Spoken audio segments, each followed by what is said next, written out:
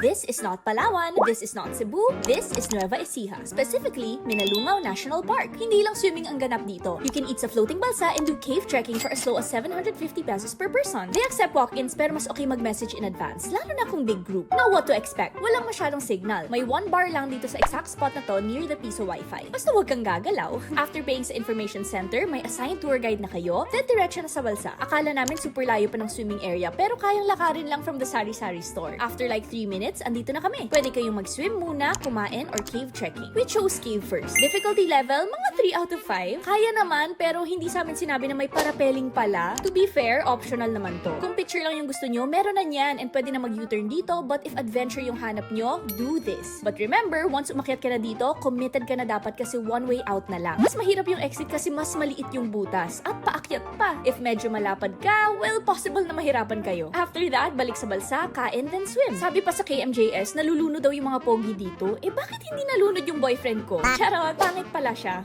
Sino mag-aakala may ganito 5 hours away from Metro Manila? And mind you,